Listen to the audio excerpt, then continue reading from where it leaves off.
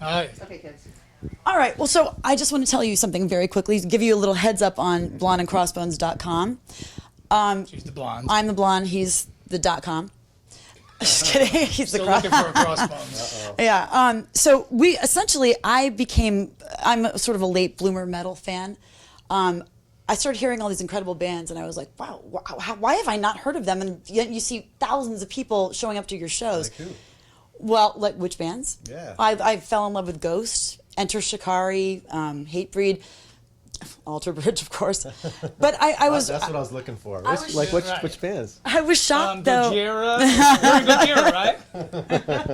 But I was shocked that that the mainstream, I think a lot of mainstream music fans don't know about these incredible rock and metal bands that are out there, because the press is really, for the most part, within the community, the rock and metal community. So the whole Blonde and Crossbones thing is we're trying to expose you people in the kindest, most delicate, naive way. Stop that, Don. So let's just start with knowing that we're talking to an audience of people who may not know anything about you, except for perhaps the fact that you were in Creed. No, that's what happens to me. Like if I'm getting a haircut, what do you do? Oh, I'm in a band. What band? Alter Bridge. Oh, that's nice. That's nice. You know, and then my own band, Tremonti. Like that's nice. Oh, Creed. Creed. Oh my gosh, I went to all your concerts, and my Uncle Billy likes you, and everybody knows. But that's the thing, though. Then that's what I'm saying. You know, the fact is that you guys are out there. All these incredible bands are out there, and the mainstream doesn't know. So we need to know a little bit more about you guys. My thing, and I told Don this, was that I wanted people to understand that rock and metal people, the hard rock and metal people, are not just a bunch of, you know, drug-addled, sex-crazed. Well, you know, not everybody. I'm sure there are some, but that's fine. And there's a I'm not few. judging. But you know that a lot of the you, members of the band that aren't here right now, they're the drug addled. Yeah, They're getting a nap from being hungover probably right now. yeah. As we walked in, you were ordering food for your wife. Yes, So yes. let's talk a little bit about just being on the road, you know, having your family, and how difficult that is. I mean, you guys go home how many weeks, and then you have to go back on.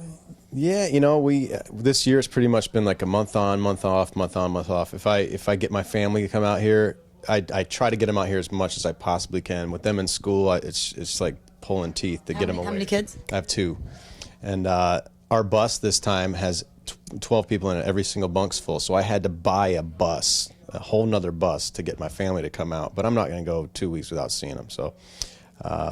You know, Aww. it's just. This is why. You know, No, he is. He likes. He likes his kids. What a good guy. Yeah, How dare so- you be a rock star and like Yeah. your kids?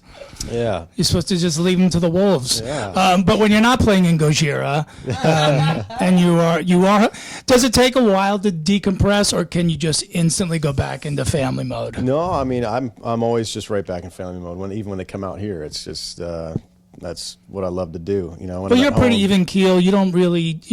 It's not like you have to change your behavior when the No, family well, comes. My language, Right. for sure. I drop F-bombs, and I'm like, "Oh, sorry, because you're just used to being around a bunch of dudes on a tour bus, cussing each other out all the time. You get home, you know, and you drop some F-bombs, and Yeah. your kids are sitting there in their little preppy school clothes. You're like, oops. Got to hold the farts in, all that kind of No, stuff. not at home. No. That's what home's for. This is for a different website, Don. Come on. Just kidding. People like to know about rock star farts. It's a whole nother website. Ratings. I wanted, so you've been obviously a musician for a long time and had much success over many, many years. Not that I'm aging you or anything, but as you've seen the industry change, I mean, that's one of the reasons that we don't see and hear bands that are hard rock and metal bands on the general terrestrial radio stations anymore. What's the difference now between now and like 20 years ago with radio, and how difficult it is for rock bands and metal bands to be successful? I mean, the internet is a monster, and it just completely changed everything. You know, there used to be a focus on a few bands, and now there's just so many bands. Every band's got a website, and everybody's got play on, you know, even like Sirius satellite radio will play a completely different batch of musicians than the bands that get played on terrestrial radio. And if you can get on terrestrial radio, sometimes you can go and look at your research and say, hey, we're getting played in this city, but we're not getting played at all in this city. And you're selling more CDs in the city that you're not getting played in. So it's like, what's making the big push for album sales? I think nowadays you gotta hit the street and hit clubs and impress people live. And somebody's either gotta get in a big fight or something to get some notoriety.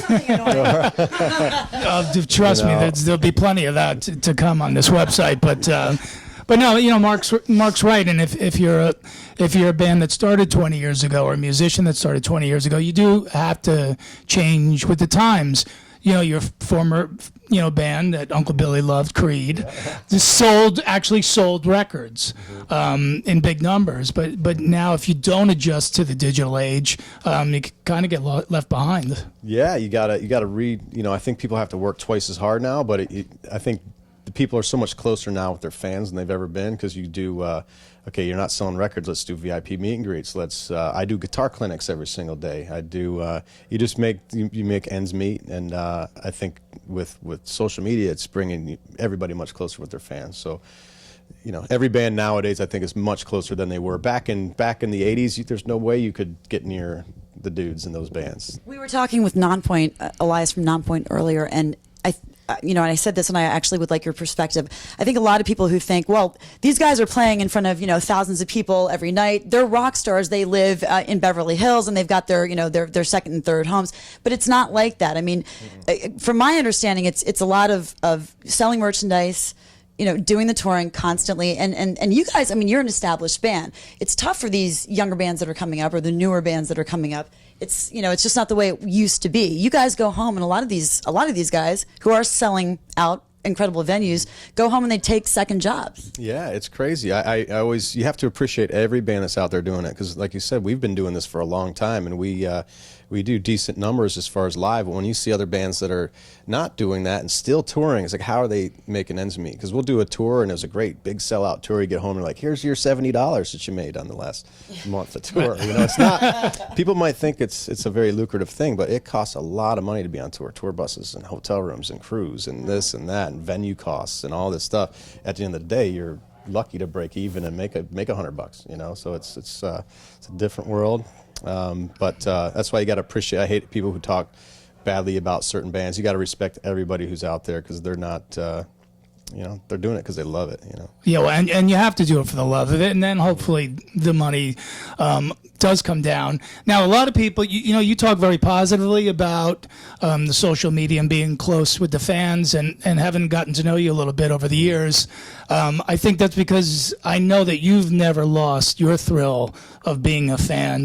We had a moment together at Rock on the Range. Yeah. So let's Tell go. us about that, Well, John. let's go out and watch Judas Priest together, not from the side of the stage. Let's go out in the crowd. So you've never lost that part of you, which I think is important. I never will, and I still get really nervous when I meet some of my heroes. Like who? Like James Hetfield. I've probably met him 5 times, but every time, like, oh man, I feel like. And he's a man of few words, so Yeah. you kind of don't know where you stand with him ever, Yeah, and any situation like that, if it's an athlete, it could be the biggest athlete in the world, and I'd be like, hey, dude, all day long. But with the musicians, the people I grew up with, it's I still get nervous. Speaking of musicians, covering a couple festivals over the summer, I got to know Phil from All That Remains. Very political, very outspoken guy. How do you feel about throwing out politics and making statements, social statements and cultural statements? Do you kind of like to keep it a little bit more close to home? Well, our current album is a very big, has that kind of subject matter in it, but it's not. I would never say I'm for this person or against that person. It's more of a generalized. They are all crazy. The whole system is whacked, and it's frustrating to see this circus happening. And Well, for instance, what's going on right now with the presidency and not just here though, all over the world. There's just crazy lunatics that end up being in power, and you're like, how in the world do these people hold power for so long? And then somehow they get elected, or they shoot somebody to get power or something. I don't know, but there's a lot of degenerates running the world right now.